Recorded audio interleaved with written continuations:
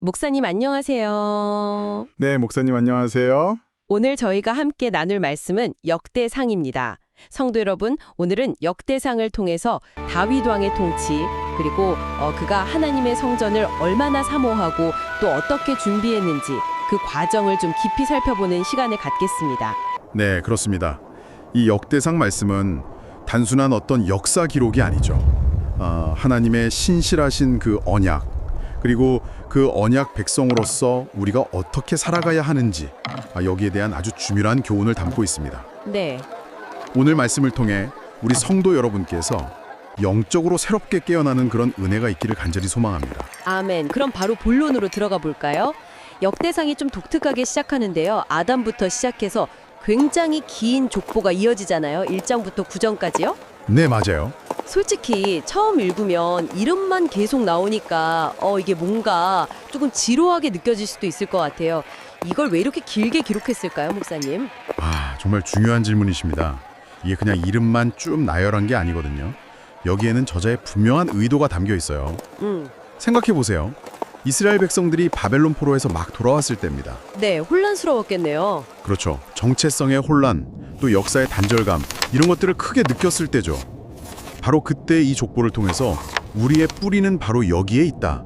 이걸 보여주는 겁니다. 아, 우리의 시작. 네, 인류의 시작인 아담, 그리고 믿음의 조상 아브라함, 또 위대한 왕 다윗으로 이어지는 이 거대한 하나님의 구원 계획 안에 우리가 연결되어 있다는 거죠. 네, 그러니까 집을 지을 때 기초를 깊이 파는 것처럼 이 족보는 이스라엘 공동체의 정체성, 그 뿌리가 하나님의 장대한 계획 안에 아주 튼튼하게 세워져 있음을 선언하는 것과 같습니다. 아, 단순한 이름 목록이 아니었군요.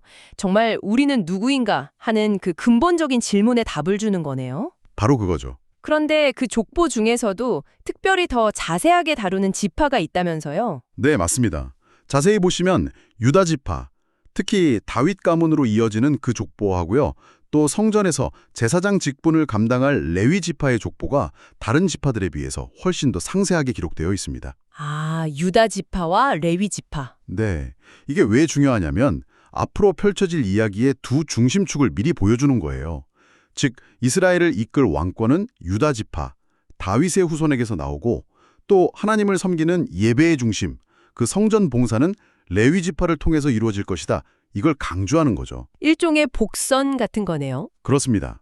역대기 저자가 의도적으로 이 두 지파를 부각시키면서 앞으로 다윗 왕국과 성전 이야기가 얼마나 중요한지를 미리 암시하고 또 기대감을 갖게 하는 겁니다. 네, 이해가 됩니다. 자, 그렇게 족보를 통해 우리의 정체성, 그 뿌리를 확인하고 또 이야기의 핵심 축을 예고한 다음에 드디어 이제 본격적인 다윗 왕 시대로 넘어갑니다. 네, 10장에서는 사울 왕의 그 비극적인 마지막을 간략하게 언급하고요.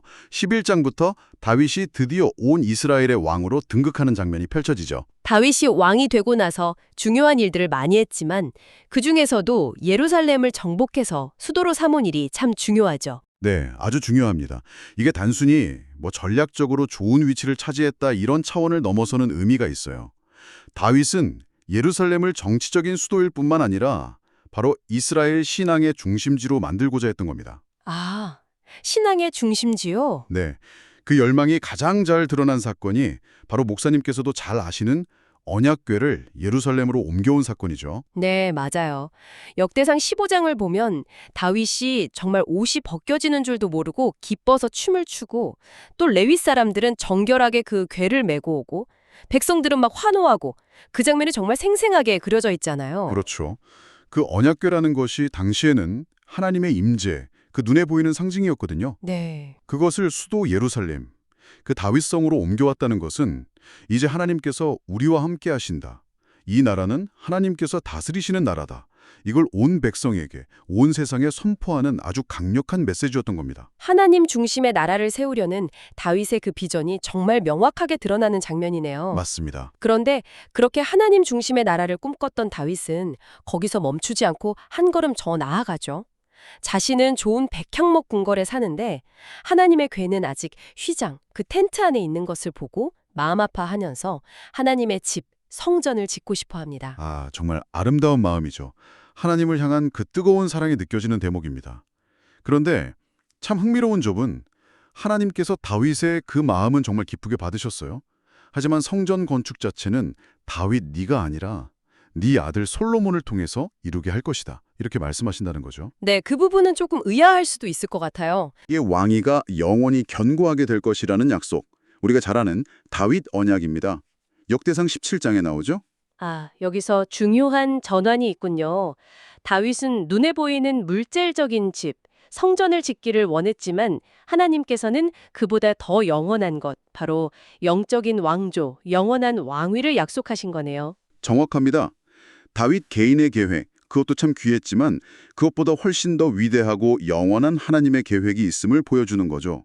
이 다윗 언약은 나중에 신약 시대로 이어지면서 예수 그리스도, 즉 메시아에 대한 소망으로까지 이어지는 아주 중요한 뿌리가 됩니다. 네, 정말 중요한 언약이네요. 네. 그런데 목사님, 역대상이 다윗의 이런 훌륭한 모습, 긍정적인 모습만 기록하고 있지는 않죠? 맞아요. 그의 인간적인 연약함, 실수에 대해서도 분명히 기록하고 있습니다. 주변 나라들을 정복하면서 영토를 확장하는 그런 영웅적인 면모도 보여주지만 역대상 18장에서 20장이죠. 동시에 21장에 가서는 좀 교만한 마음이 들어서일까요? 자신의 군사력을 확인하고 과시하고 싶은 마음에 인구조사를 강행하잖아요. 네, 그렇죠. 그러다가 하나님의 큰 진노를 사게 되죠. 네, 이 사건은 다윗 역시 우리와 똑같은 연약함을 가진 인간이라는 것을 아주 분명하게 보여줍니다. 그런데 성도 여러분, 여기서 우리가 더 주목해야 할 점은 다윗의 반응입니다. 반응이요? 네, 자신의 죄를 깨닫자마자 그는 어떻게 합니까? 즉시 하나님 앞에 엎드려서 회개합니다. 그리고 하나님의 지시를 따라서 값을 치르고 아라오나, 다른 이름으로는 오르난이죠. 그 사람의 타작마당을 사서 제단을 쌓고 하나님께 제사를 드립니다. 네, 맞아요. 실수를 저질렀다는 사실 자체보다 그 후에 어떻게 하나님께 반응하느냐, 이것이 훨씬 더 중요하다는 것을 보여주는 거죠. 다윗의 이 즉각적인 회개와 하나님께로 돌이키는 모습, 이것이 바로 역대기 저자가 강조하고 싶었던 참된 리더십의 또 다른 중요한 모습일 겁니다. 그리고 참 놀라운 것은 그 회개와 용서의 장소였던 아라오나의 타작마당이 나중에 솔로몬 성전이 세워지는 바로 그 터가 된다는 점이죠. 아, 맞습니다. 정말 의미심장하죠. 죄와 심판이 있었던 그 자리가 회개를 통해 거룩한 성전의 기초가 된다는 것, 하나님의 은혜가 얼마나 놀라운지를 보여줍니다. 네. 자, 이제 다윗은 비록 자신이 직접 성전을 짓지는 못하게 되었지만 거기서 실망하거나 멈추지 않습니다. 오히려 아들 솔로몬이 성전을 잘 건축할 수 있도록 정말 모든 것을 준비하기 시작하죠. 역대상 후반부, 그러니까 22장부터 29장까지는 거의 이 성전 준비 이야기에 집중되어 있어요. 네, 정말 대단합니다. 자신이 그 완성을 보지 못할 프로젝트를 위해서 이렇게까지 모든 것을 쏟아부으며 헌신적으로 준비할 수 있다는 것 자체가 참 놀랍습니다. 먼저 그는 아들 솔로몬을 공식적인 후계자로 딱 지명하고 성전 건축이라는 이 막중한 사명을 명확하게 물려줍니다. 네, 리더십의 승계죠. 그렇죠. 그리고 나서 성전 건축에 필요한 재료들을 준비하는데 그 양이 정말 상상을 초월합니다. 역대상 22장 14절에서 다윗 스스로 이렇게 말하죠. 내가 환난 중에도 여호와의 성전을 위하여 금 10만 달란트와 은 100만 달란트와 놋과 철을 그 무게를 달 수 없을 만큼 심히 많이 준비하였다. 금 10만 달란트, 은 100만 달란트. 와, 정말 입이 벌어지네요. 오늘날 가치로는 뭐 계산조차 안 될 것 같은데요. 그쵸. 어마어마한 양입니다. 그런데 성도 여러분, 다윗의 준비는 이런 물질적인 것에만 그치지 않았다는 점이 더 중요하고 인상적입니다. 아, 물질적인 것 외에 또 뭐가 있었나요? 바로 성전에서 실제로 하나님을 섬기고 예배를 드릴 사람들, 그 인적인 구성까지 미리 다 체계적으로 조직했다는 겁니다. 아하, 시스템을 만든 거군요. 네, 맞습니다. 역대상 23장부터 26장까지 쭉 보시면 제사장들과 레위 사람들을 24반열로 나누어서 순서대로 돌아가면서 봉사하게 하고 또 성가대, 악기 연주자들, 성전 문지기들까지 각자의 직무와 책임을 아주 세세하게 규정해 놓았습니다. 와, 정말 꼼꼼하네요. 네, 이건 다윗이 단순히 그냥 화려한 건물, 껍데기만 짓는 것에 관심이 있었던 게 아니라는 걸 보여주죠. 그 성전이라는 하드웨어 안에서 드려질 예배, 그 소프트웨어가 얼마나 질서 있고 또 영광스럽게 진행되기를 간절히 바랐는지를 보여주는 겁니다. 하나님 집을 향한 그의 세심한 사랑과 헌신이 느껴지는 부분이죠. 정말 미래를 내다보는 철저한 준비였네요. 그리고 이제 마지막으로 역대상 29장을 보면 다윗이 이렇게 자신이 평생에 걸쳐 준비한 모든 것을 하나님께 정말 기쁨으로 드립니다. 그리고 백성들에게도 권면하죠. 자원하는 마음으로 이 거룩한 일에 함께 헌신하자고요. 네, 백성들도 다윗의 그 진심에 감동해서 정말 즐거운 마음으로 예물을 드리는 아름다운 장면이 나오죠. 그때 다윗이 드리는 기도가 참 감동적인데요. 모든 것이 주께로 말미암아 싸우니 우리가 주의 손에서 받은 것으로 주께 드렸을 뿐이니이다. 이 고백이 참 마음에 와닿아요. 그렇죠. 모든 것이 하나님의 은혜임을 깊이 인정하는 그 겸손함, 그리고 하나님께 받은 것을 아낌없이 기꺼이 다시 드리는 그 헌신적인 마음이 정말 잘 드러나는 기도입니다. 그리고 다윗은 마지막으로 아들 솔로몬에게 하나님을 온전히 섬길 것을 간곡히 당부하고 모든 백성 앞에서 하나님을 찬양하면서 그의 시대를 마무리합니다. 네. 그리고 성경은 바로 그때 여호와께서 솔로몬을 심히 크게 하사 이스라엘 모든 왕보다 뛰어나게 하셨다, 이렇게 기록하면서 다윗의 그 헌신적인 준기와 기도가 다음 세대 솔로몬 시대의 영광으로 아름답게 이어졌음을 보여줍니다. 자신의 시대의 그 열매를 다 보지 못하더라도 다음 세대를 위해서, 그리고 더 큰 하나님의 비전, 그분의 집을 위해서 기꺼이 기초를 놓고 준비하는 이 다윗의 모습은 오늘을 살아가는 우리에게도 참 많은 생각할 거리를 던져주는 것 같습니다. 네, 맞습니다. 리더십의 관점에서든 아니면 그냥 우리 개인의 삶에서든 유산을 남긴다는 것이 과연 어떤 의미인지 다시 한번 생각해 보게 되네요. 네, 오늘 우리가 역대상의 말씀을 통해 함께 살펴본 내용은 우리 성도 여러분께 몇 가지 중요한 점을 분명히 보여줍니다. 첫째는 역사는 그냥 흘러가는 것이 아니라 하나님의 신실하신 계획 안에서 움직인다는 사실입니다. 아담부터 다윗까지 이어지는 그 장대한 족보와 또 다윗 언약이 바로 그 증거이죠. 네, 하나님의 주권적인 계획. 그렇죠. 둘째는 다윗이라는 한 인물을 통해서 보여주신 참된 리더십의 모습입니다. 하나님 중심의 국가를 세우겠다는 분명한 비전을 제시하고 또 언약궤를 옮기거나 성전을 준비하는 과정에서 보여준 그 뜨거운 열정과 헌신, 그리고 결정적으로 실수했을 때 즉각적으로 책임지고 회개하는 모습까지요. 물론 역대기 저자가 다윗을 좀 이상적인 모습으로 그리고 있다는 점은 우리가 감안해야겠지만요. 맞아요.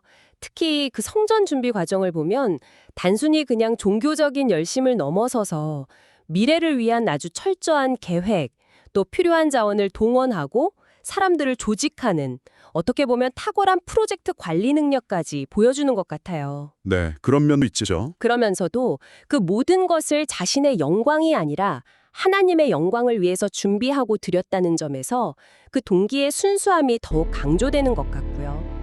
우리 각자의 삶에서 추구하는 어떤 목표나 비전이 있다면 그 과정과 동기를 다윗의 이 모습에 한번 비추어 돌아볼 수 있겠다는 생각이 듭니다. 네, 아주 좋은 적용입니다. 결국 다윗의 이야기는 오늘 우리 성도 여러분 각자에게 묻고 있는 거죠. 나는 무엇을 위해 살고 있는가? 그리고 나는 무엇을 남길 것인가? 네, 다윗은 비록 성전을 자기 손으로 직접 짓지는 못했습니다. 하지만 그의 그 헌신적인 준비는 다음 세대인 솔로몬 시대에 정말 영광스러운 성전 건축이라는 아름다운 결실로 이어졌죠.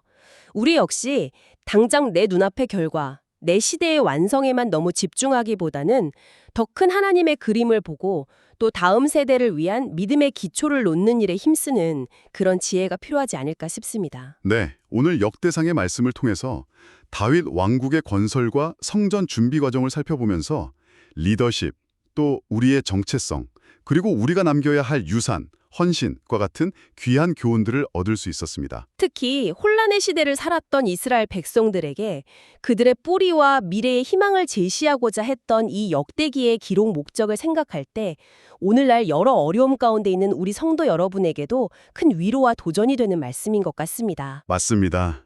우리의 삶이 바로 하나님께서 거하시는 거룩한 성전임을 기억하면서 우리 마음과 삶 전체를 다해 하나님을 예배하고 섬기는 일에 더욱 힘쓰시기를 축원합니다. 다윗처럼 우리의 삶을 통해 하나님께 영광 돌리고 또 다음 세대를 위한 귀한 믿음의 유산을 남기는 복된 성도님들 다 되시기를 바랍니다. 마지막으로 성도 여러분께 이런 질문을 한번 드리고 싶습니다. 역대기는 이스라엘의 정체성을 다윗 왕조와 예루살렘 성전 중심으로 다시 세우면서 미래의 희망을 이야기했습니다. 그렇다면 오늘 성도 여러분의 삶에서 여러분의 정체성과 삶의 의미를 이루는 가장 핵심적인 기둥은 무엇입니까?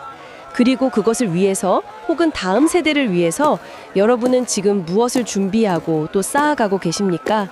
오늘 말씀을 통해 한번 깊이 묵상해 보시면 좋겠습니다. 다음 시간에 뵙겠습니다. 다음 시간에 뵙겠습니다.